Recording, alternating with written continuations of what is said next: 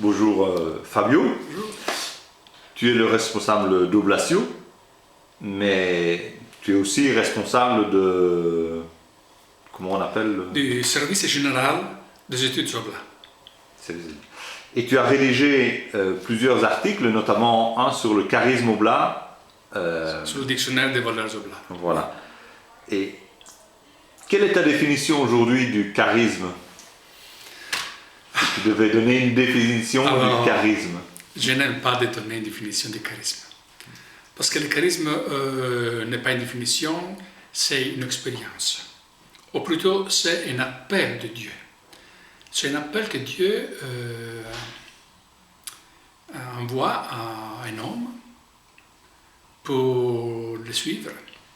Alors le charisme, c'est suivre Jésus dans une certaine façon, parce que Dieu donne des yeux nouveaux, et il y a un nouveau regard sur l'Église, sur la situation, sur la société, et il donne aussi le désir de répondre aux besoins du monde. Alors pour moi, le charisme, c'est une expérience. Alors quand on me demande, qu'est-ce que est le charisme de ton fondateur? Je dis, est-ce que tu as un peu de temps pour écouter une belle histoire?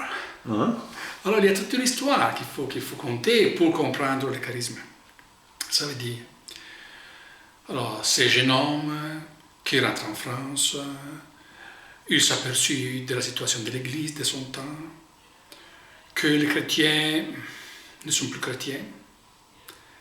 Et il faut faire quelque chose. Ils rencontrent Jésus. Ils comprennent d'être aimés par Dieu, sauvés par Jésus.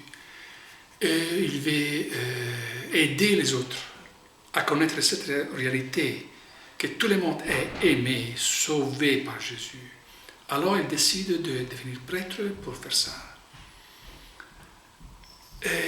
Mais comment répondre à l'appel de Dieu? Comment donner la bonne nouvelle à tout le monde, faire connaître l'amour de Dieu à tout le monde? Il commence tout de suite. Mais bientôt, il s'aperçut que s'il reste seul, ça ne serait pas possible. Alors, il commence une communauté avec une certaine qualité de vie. Son projet, c'est la Provence, missionnaire de Provence. Mais déjà, la deuxième communauté, c'est au dehors de la Provence. Et après, le monde entier. Alors, il y a toute une histoire.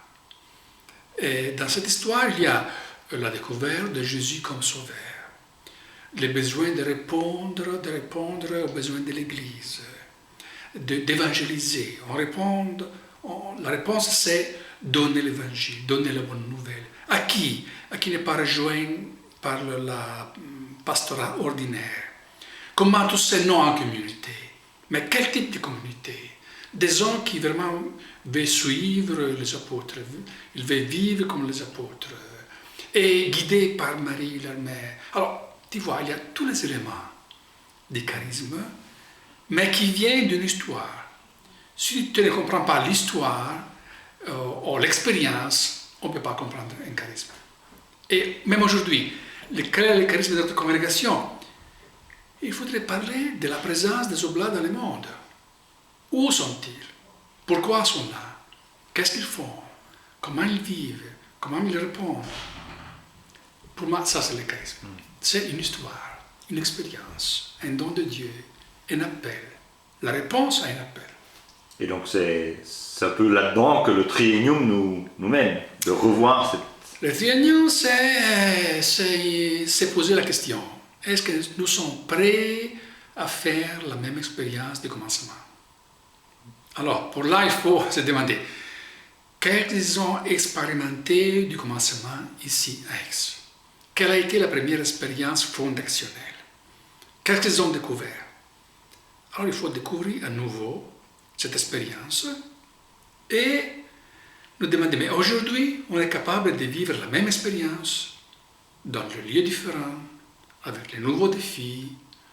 Alors, les défis ne sont pas les mêmes, les lieux ne sont pas les mêmes, mais la réponse est là. Ok. Merci Fabio. Ça va? Merci.